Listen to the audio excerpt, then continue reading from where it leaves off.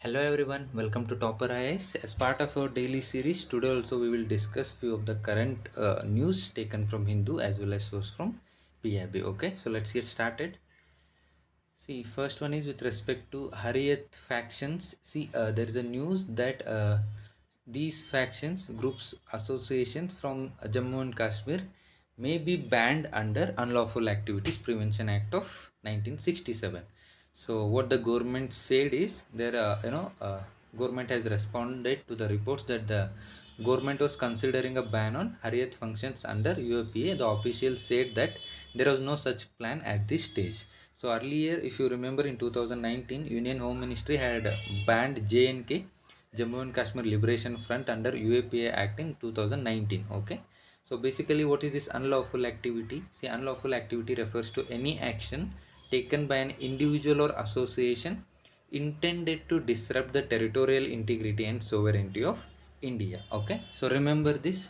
So these are the activities. See, basically, what is said is that territorial integrity and sovereignty of India, what might be threatening these issues, basically extremism, militancy, like terror outfits. These are outfits are likely to be threatening territorial integrity and sovereignty of India. So we need to have certain strong law to deal with such issues. So that is why initially we had Unlawful Activities Prevention Act. So under this act, if any there is organization likely to threaten, such will be declared as an unlawful association. Okay.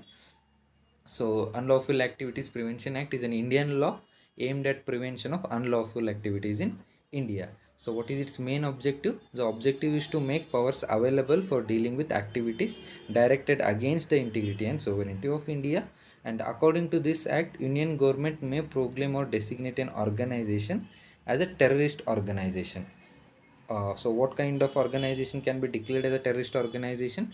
If it commits or participates in act of terrorism, prepares for terrorism, or promotes terrorism, or is otherwise involved in terrorism. So these all activities, if the any association is involved, that will be declared as a terrorist organization.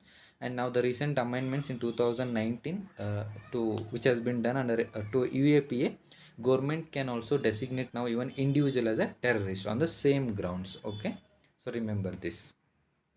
The next one is with respect to Russia.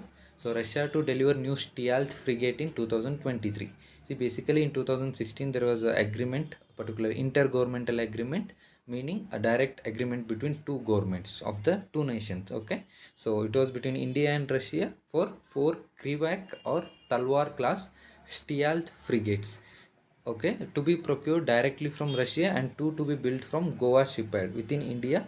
So there was a deal in 2016. So the first two additional Krivar class Stealth frigates being built by Russia are expected to be delivered in 2023. So question comes, what is this Stealth and what is this frigates, right? So frigate is nothing but a warship with a mixed armament. Okay, different arms will be installed. Then Stealth technologies are the involving those kind of n number of things, methods which are used to make personal aircraft, ships, submarines, missiles, satellites, and all these vehicles less visible. So, trying to escape from the radar system and all those stuff. So, such technologies are collectively referred as stealth technologies, making these all things less visible. Okay, aircraft, ships, submarines. That is what. So, such kind of stealth frigate we are procuring two from Russia and two will be built in India. So, the procured one will be likely to come in 2023. So, you can see here image, nothing but a warship with a mixed armament. You can see, right, armaments here installed on it. Remember. Okay, so features you can see: speed, displacement, what are various BrahMos missile will be installed, all this stuff. The next one is with respect to RBI panel moves four tiers for UCBs, that is urban cooperative banks.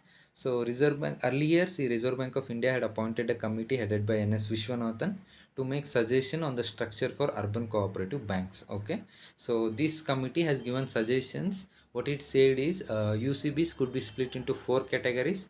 So tier 1 with deposits up to 100 crore, tier 2 with deposits up to 100 to 1000 crore, right? And then 1000 to 10,000 crore you have tier 3, then more than 10,000 crore you have tier 4. Okay, then it also suggested other things like minimum capital to risk weighted asset ratio from 9% to 15%, and for tier 4 UCBs the Basel 3 norms can be applied. And apart from that, it also prescribed separate ceilings for home, gold, and unsecured loans for the different categories. Remember this. See, capital to risk weighted assets ratio is nothing but a part of capital a bank has to keep aside, keeping what are all the risk involved in its work. Okay. So that is a range, and Basel 3 norms are nothing but international standards which have been set up to see that there is no risk to depositors' money. Okay. So the term before that, urban cooperative banks, what do you mean by that?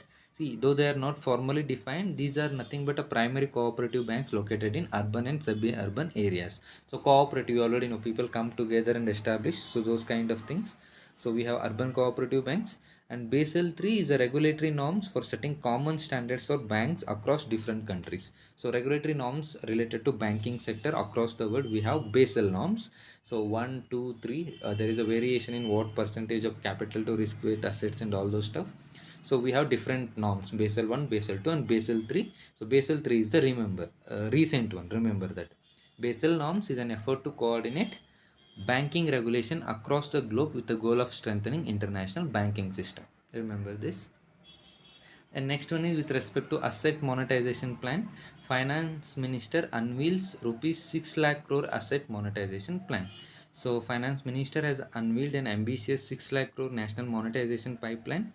So what it aims is unlocking value by involving private firms across infrastructure sectors. See, as many as 25 airports as well as 40 railway stations, and apart from this there are many unidentified number of railway colonies which have been identified for getting private investment. Okay, so see, what is this asset monetization? We will see under this plan, a private firm can invest in projects for a fixed return as well as operate and develop the assets for a certain period. Then they can transfer the ownership to the government again. So government has certain assets, so private investment movement, it comes, it adds value to the government, right? Government's assets, so they will improvise, they will also bring in efficiency and all. Then after a period of time they will still be returning their ownership to the government. So this is like maximizing the value of government assets. So NMP talks about, that is National Monetization Plan, talks about brownfield assets. So already assets which have been already created, there we have National Monetization Pipeline. So that is one thing. Then there will not be transfer of ownership or land. Okay, just to control for a period of time it is given, not ownership or transfer of land. And basically monetization literally means to convert something into money, and asset monetization involves creation of new sources of revenue by unlocking the value of hitherto unutilized or underutilized public assets. Okay, so remember this. So that's it for today. You can also download the PDF of this document in the link that is shared below, and do download Topperize Institute app so that you get access to n number of these videos which will be helpful in your preparation. Thank you.